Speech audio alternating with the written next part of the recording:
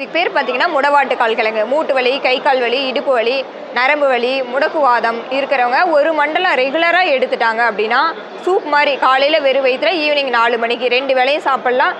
இல்லை வீட்டில் இருக்கிறாங்க அப்படின்னா ஒரு 3 வேளை 4 வேளையும் கூட எடுக்கலாம். இப்படி தொடர்ந்து எடுக்கிறனால அவங்களுக்கு வந்து அந்த மூட்டு வலி, முடக்குவாதம் எதுவாக இருந்தாலும் வந்து நல்ல ரிசல்ட்டு கிடைக்கும். உடனே சரியாயிடும் வைங்களேன். இது கிழங்காவும் தரோம். இது பார்த்தீங்கன்னா சூப்பு பொடியாகவும் தரேன்னு வைங்களேன். முடவாட்டுக்கால் கிழங்கு சூப்பு பவுடராகவும் தரோம். கிழங்கு பார்த்தீங்கன்னா வெளியில் அதர் கண்ட்ரி வரைக்கும் நம்ம தமிழ்நாட்டில் பார்த்தீங்கன்னா கொரியர் ஃபுல்லாகவே அனுப்பி விட்டுட்டு இருக்கிறேன்னு வைங்களேன். இந்த கிழங்கு பார்த்தீங்கன்னா கொல்லிமலை, ஏற்காடு பகுதியில் மலை பிரதேசங்களில் உங்களுக்கு பாறையில் ஒரு ஒட்டுண்ணியாக வளரக்கூடியது. இது நம்ம கீழே பூமியில் வச்சோம்னாலோ இல்லை மணலில் வச்சோம்னாலோ தலையும் உங்களுக்கு வந்து ஒரு லீஃப் மாதிரி தான் வளருமோ தவிர உங்களுக்கு படர்ந்து போகாது. இப்போ நம்ம மழை பெய்யுது, நல்லா மழை பெய்யுது அப்படின்னா ஒரு பாசம் மாதிரி பிடிக்கும் காட்டில். இல்லை ஒரு தொட்டிகள் எல்லாம் பார்த்தீங்கன்னா ஒரு ஓரங்களில் பாசம் மாதிரி ஒரு பூஞ்சை மாதிரி வளரும்.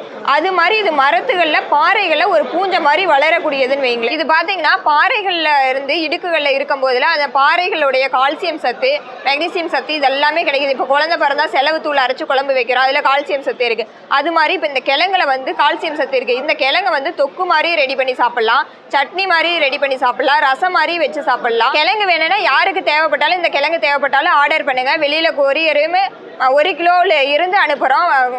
இப்போ சேல்ஸுக்கு சூப்பு போடுறதுக்கு எல்லாத்துக்குமே அனுப்பி விட்றோன்னு வைங்களேன். கான்டாக்ட் நம்பர் பார்த்தீங்கன்னா 999 476 876 1 தொடர்பு கொள்ளுங்கள். நன்றி.